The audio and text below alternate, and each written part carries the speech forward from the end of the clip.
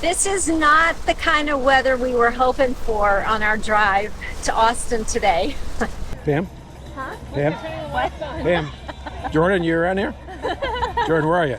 Hudson, where are you? Right here. Oh, there you go. Okay, sorry about that. So this is our first time seeing this, and we don't even know exactly where it is. We do know what it looks like, though. Let's see if we can find it. See if I can work my way through this mud. It's supposed to be rocks, but it's mostly mud.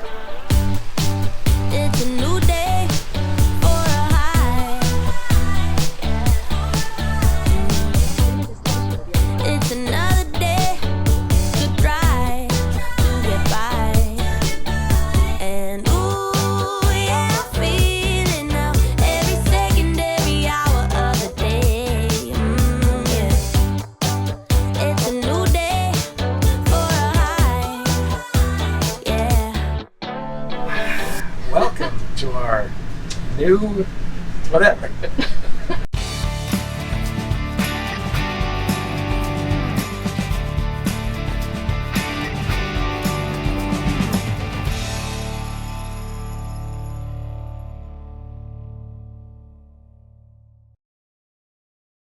In last week's video, you saw that we showed a tour of our new Lance 2075. This week, we're going to take you a few weeks before that when we first picked it up, which happened to be the day right after the Total Eclipse in April. We take it on our Shakedown trip, which was eventful weather-wise, show you where we purchased it, and we do our first upgrade. Well, it's about T-minus 20 minutes to the Total Eclipse here in the North Dallas area, actually North Texas, north of Dallas. And we started out, it was clear this morning, and then a whole series of clouds came in, and they were calling for cloudy forecast. But it's actually gotten really good, and we hope it stays this way. And we got some special guests with us. Hi. Our two grandchildren, Hudson and Mason, spent the night with us last night, and we're going to get to experience the eclipse with them. And I forgot my eclipse glasses. Let's go see if Pam's got them. Got these glasses, they're just not going to cut it. So we hope that the weather stays this way. We'll try and bring you with you. I'm not going to point the camera at the at the sun, because that just would be stupid. But let's check out what happens here. Mason, come on. Every atom in my body feels okay. Yeah. It's a new day for the time. That's cool.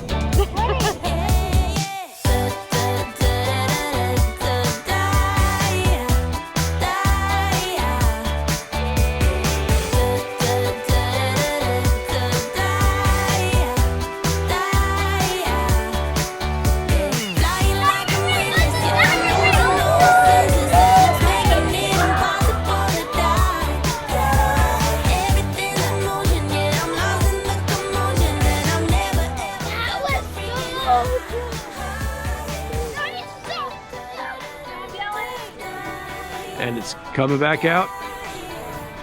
Clouds are lightening up.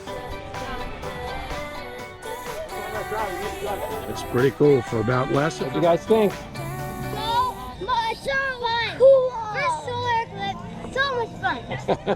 First time. Well, and we got so fortunate because we had a big cloud coming in, and it just kind of moved through just as we got into eclipse, and now it's the cloud has come back over it again. Totally covering the sun. Yeah, so we got lucky because We can still look at it right now because it's covered through the cloud.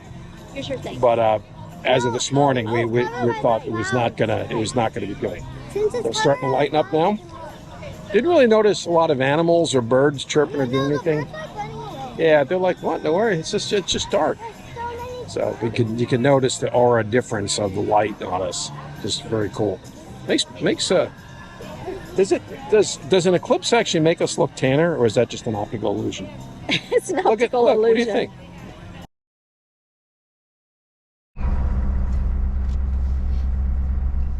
Good morning. Anyone else do that? Anyone else put their trash on top of their hood so that they don't forget to put their trash in the receptacles as they exit the park? Well, we do, because we've put it other places, like on the bed of the truck, and we've just totally forgotten it and driving down the highway and there's trash back there. But anyway, we are leaving our campground and our trusty Alliance RV behind this morning, because we are headed for a rather interesting few days. We're headed to Austin. Ken? Well, we'll just have to show you when we get there what it's all about, but it's one of the two surprises that we've talked about. Yeah, so we have a lot ahead in these next couple of days, but right now we are filled to the brink. Wait, that's the brim. Poor Meka. Meka, you don't have any space back there, do you? Poor Meka, she usually has the whole back seat, and as you can see, there's a lot of stuff. Not to mention the bed of the truck is packed. So let's go join this traffic and hit the road. It's a new day for a high. This is not the kind of weather we were hoping for on our drive to Austin today. Let's see, we left Dallas at 7:30 and it is now 11:43. It's rained almost the entire time, and when I say rain, I don't mean like lightly, like this kind of heavy torrential rain. And yeah, we're still probably 45 minutes from our destination in Austin.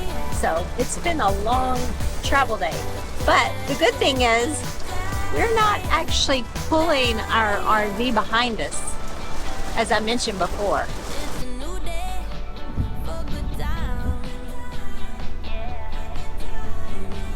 So this is our first time seeing this, and we don't even know exactly where it is. We do know what it looks like though. Ooh, yeah, I feel it now. Every atom in my body feels okay. Yeah. So now he's gonna back the truck up over here, and we're gonna hitch up, and it's gonna be a lot different than with a fifth wheel. When we bought our Alliance, we'd never owned any RV before, so that was a learning curve. Maybe learning how to hitch up to this travel trailer will be a learning curve. Must be similar to a boat though, right? Yeah. Yeah. Can't be too hard. Yeah, I'm lost in the commotion, and I've never ever felt so freaking high.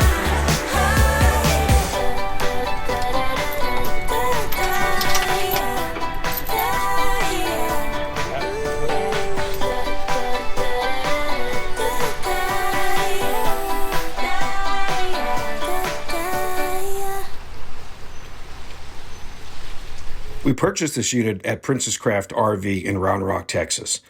All over the phone. And I know that's a little bit risky, but we had a great sales rep. A big shout out to Susan Bernard. They delivered a Lance to the storage facility, and we picked it up from there. We brought it in for our tech walkthrough, and then off to Bastrop State Park for 2 nights. Let's say night 1 was very interesting. A severe cell with quarter-size hail for about 15 minutes hit the park. Thank goodness we were under some tall pine trees, and we think some of the noise was pine cones falling and hitting the roof.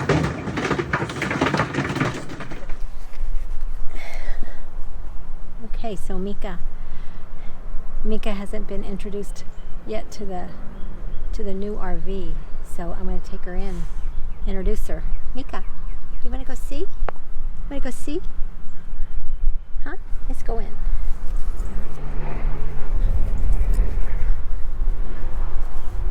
Ready? Ready, go. Ready, go. Oh, she did it. Okay. Go find your spot.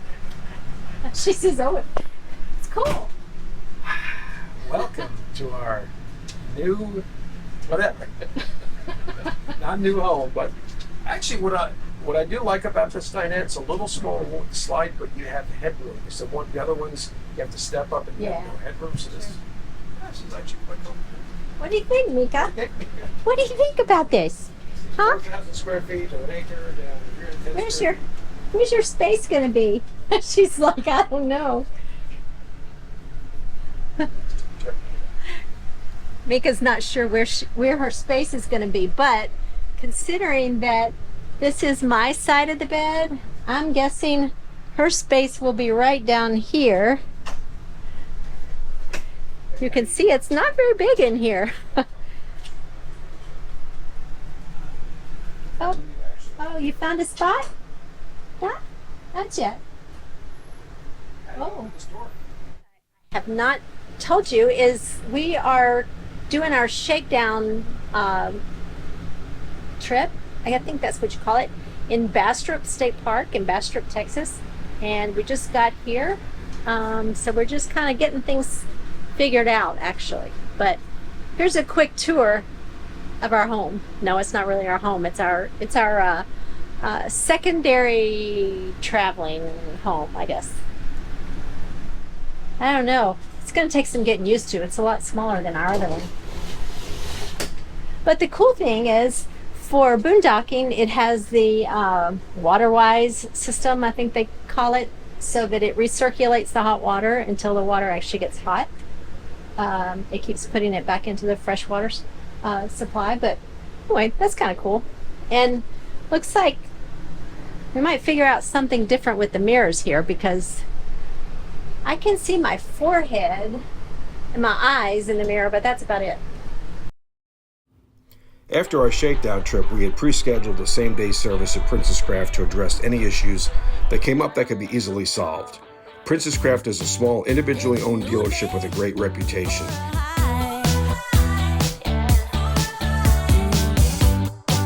It's another day to try to get by. And ooh, yeah, I'm feeling now every second. They handle mostly smaller RVs, do a great job in RV tours, technician walkthroughs, and even have a podcast called RV Small Talk where they talk about the small RV market. It was really a good experience. After bringing the 2075 back to North Texas, we headed out to Isle du Bois State Park for a few nights to get more accustomed to the rig and do a few upgrades. This is really a nice state park if you guys haven't had a chance to stay here. So we just pulled into Isle du Bois State Park. It's a Texas state park at Lake Ray Roberts outside of Dallas. And it's our sort of our maiden voyage with the new little camper. And Ken goes, "Pam, the handle's out." And I went, "Well, I didn't lock the door, did you?" I don't know who did it, but we traveled with this thing extended. I don't even know. Okay, let's see. I bet it's not even locked. Oh, it's locked. Ken locked it, so Ken forgot to close the handle. Oh my goodness. You'd think we'd never done this before. We've been doing it for 3 years, only not on this trailer, but that's no excuse. Thank goodness nothing happened, I guess. Well, who doesn't like simple, effective, and reliable? And we know in the RV space, we don't always get all three of those things. We're constantly, repairing little things here and there on our rig. But we do have a product that actually meets all of those things. About 2.5 years ago, we put snap pads on our 35-foot fifth wheel, and they've been very effective. We used to carry around wooden blocks to put under the metal part of the jack, just to give it a little bit more protection. In fact, we've been to some RV campgrounds and parks where they do require you to put something under the metal part of the pad. So it makes a lot of sense to either do that or to do something that's more permanent. And snap pads are actually much more permanent. So as I said, put them on there about 2.5 years ago, and they've performed very, very well. We've had no issues with those at all. This year, since we have a new, smaller rig, the Lance 2075, we worked with snap pads, and they provided us 5 pads, 4 for the stabilizer jacks and 1 for the electric lift jack. And we're going to install those today, and we just know that it's going to add some stability to the rig. Right now, with this particular rig, we're having to put little Camco blocks under the stabilizer jacks. And while it's not that big of a deal, at our age, it's kind of hard to put those down and retrieve those. So this is going to make it much more simple because it's going to be a permanent installation. Snap pads is really an interesting story.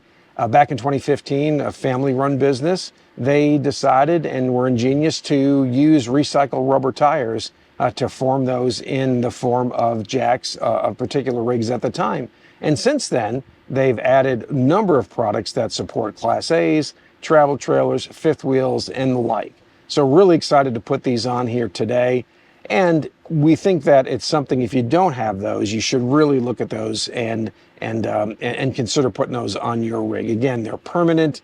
It's very simple installation, very effective. And I got to believe that the rubber gives you a little bit more cushioning and maybe takes some of the bounce out of the rig. Not being scientific on that, but I just kind of feel like that's the case. We worked with snap pads on this, as I said, and because of that, we can offer you a discount of up to 10% simply using the code RoadSMITHS10, and we'll put a link below to that. Again, very effective, and we're going to install those. So let's get started. Let's go get the tools we're going to need to get this job started. Let's go to my tool bin inside our lance. This, and are we going to need any of these here? No, it's just going to simply be a little bit of Dawn around the edge of the snap pad, and that's what's going to allow it to snap in. All right, so once again, what we're going to do is just put a little bit of Dawn on the edges here. Just, you can see that it's actually sloped in a little bit. So what we want to do is get some Dawn on those edges. You don't want too much. You don't want it slipping around a little bit. So we're just going to put it on that edge. You can kind of see how it's graduated in about a 45-degree angle. So we get that. We got a little bit too much there, but get that on here. And then we'll get that positioned with that jack and get started on these.